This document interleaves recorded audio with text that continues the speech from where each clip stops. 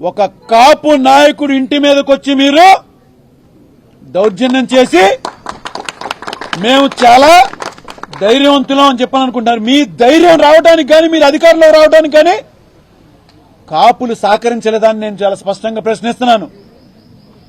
మేము లేకుండా మీరు అధికారంలోకి వచ్చారా? గత 40 ఏళ్లుగా ఈ యొక్క అవమానాలు, ఈ యొక్క ఇబ్బందులు మాకు రంగా గారు చనిపోయిన దగ్గర నుంచి కూడా మేము పడుతూనే వస్తున్నాం. మీరు ఎలక్షన్ టైంకి వస్తున్నారు, బర్తిలాడుతున్నారు. ఓట్లు వేయించుకున్నాక మా నెత్తి మీద ఎక్కి మీరు నాట్యం చేస్తున్నారు. వీటన్నిటికీ కూడా చరమగీతం పాడేటువంటి సమయం వచ్చింది. అంటే ఇక్కడ కుల ప్రస్తావన నేను తీసుకొచ్చానని చెప్పని మీరు తప్పుగా అనుకోవచ్చు. నేను ఏ పార్టీలో ఉన్నా కూడా ఎక్కడ కాపులకు ఇబ్బంది కలిగితే తప్పనిసరిగా స్పందిస్తాం మేము. ఎందుకంటే మీరు కందుకూరు నియోజకవర్గంలో జరిగినటువంటి దార్కానిపాడులో ఒక దారుణానికి కూడా నేను అంతే విధంగా స్పందించాను. అది ఏ పార్టీ అయినా కానీ, వాళ్ళు తెలుగుదేశం సంబంధించిన వాళ్ళు, అదే ఒకళ్ళ జనసేనలో వాళ్ళకి కానీ ఎవరికైనా జరిగితే కూడా తప్పనిసరిగా మేమందరం కూడా నిలబడేటువంటి వ్యక్తులమే.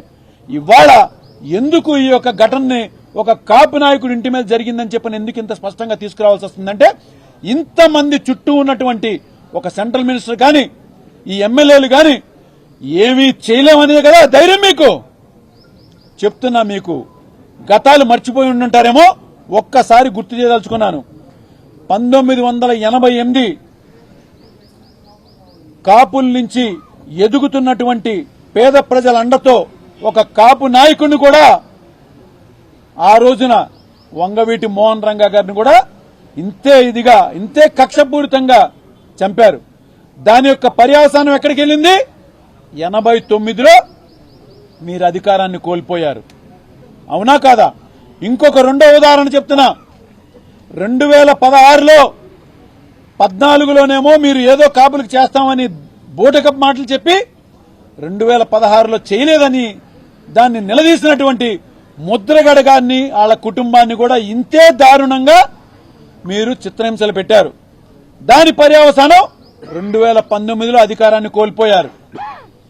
ఇవాళ మళ్లీ మాకు కాపులు అండలేందే మేము అధికారంలోకి రాలేమని చెప్పని మా ఇళ్ల చుట్టూ తిరిగి మాయమాటలు చెప్పి కొంతమందిని మభ్యపెట్టి మళ్లా తిరిగి అధికారంలోకి వచ్చారు. మొన్న వచ్చి ఇవాళ అంబటి రాంబాబు గారింటి మీద చేసినటువంటి దాడి రేపు రాసిపెట్టుకోండి. 2029లో మీరు అధికారాన్ని కోల్పోతున్నారని చెప్పని కూటమి ప్రభుత్వానికి స్పష్టంగా తెలియజేస్తున్నారు.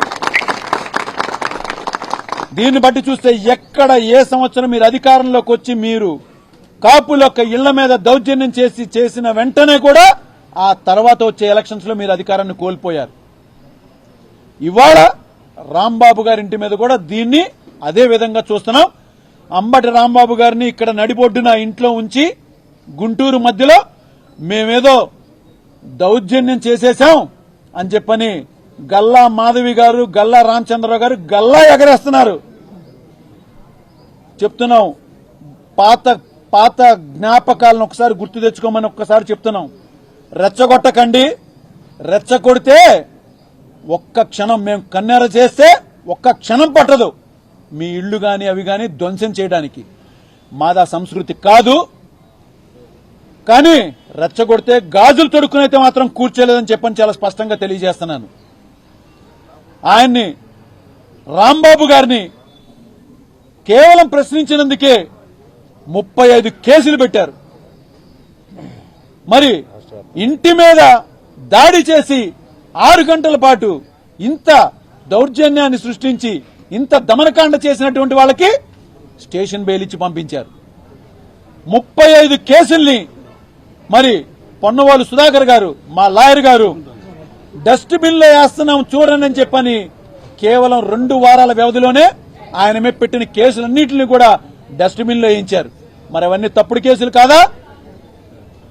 ఎందుకు మీరు ఇంత దమనకాండ చేసిన వాళ్ళని స్టేషన్ బెయిల్ ఇచ్చి పంపించారని చెప్పని నేను అడుగుతాను. ఇవాళ అంబటి రాంబాబు గారి కుటుంబానికి రోజు రోజుకి కాపుల నుంచే కాదు అన్ని కులాల నుంచి అండ పెరుగుతుంది. ముఖ్యంగా కాపు కులం ఎప్పుడూ కూడా నిలబడి ఉంటదని చెప్పి చాలా స్పష్టంగా తెలియజేస్తున్నాం. అమ్మా, మీకు ఎలాంటి ఇబ్బంది వచ్చినా ఒక్క పిలుపు ఇవ్వండి.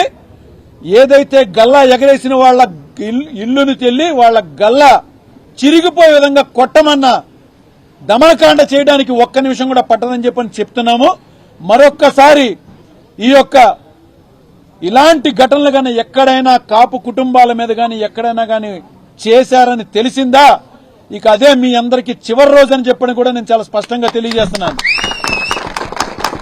తప్పుడు కేసులు పెట్టారు, బెయిల్ వచ్చినా కూడా మళ్ళీ ఇంకొక పెట్టి కేసు ఒకటి పెట్టి మళ్ళా తీసుకెళ్లి జైల్లో వేశారు. ఎన్ని రోజులు వేస్తారు చేయండి, చేయని తప్పుకి ఎన్ని రోజులు వేస్తారు చేయండి.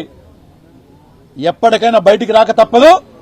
ఒకసారి గోడకు కొట్టిన బంతి ఎంత రివర్స్ గా వస్తుందో అంతే రివర్స్ లో మీకు రానున్న రోజుల్లో మేమే కాదు ప్రజలందరూ కూడా చూస్తున్నారు.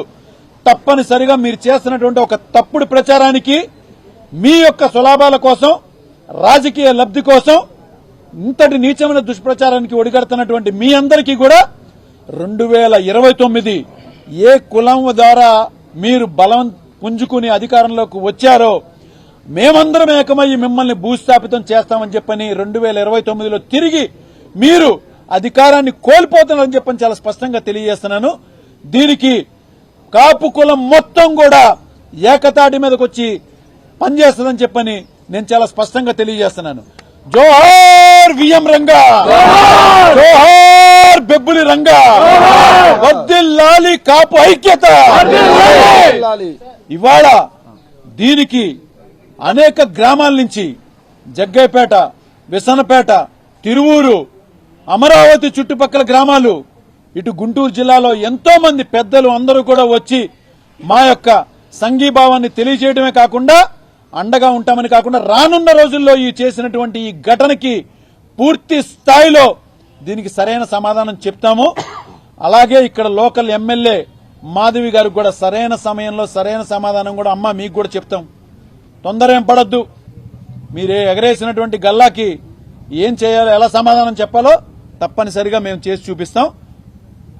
వేచి ఉండండి.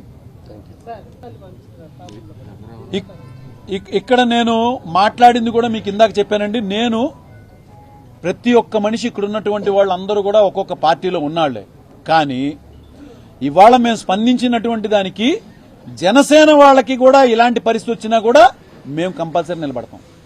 తెలుగుదేశంలో ఉన్నటువంటి వాళ్ల మీద లక్ష్మీనాయుడు, పవన్, భార్గవ, దార్కానిపాడు కందుకూరు నియోజకవర్గంలో జరిగినప్పుడు కూడా మేమందరం నిలబడి ఉన్నాం. మీరు గమనించుకుంటారు.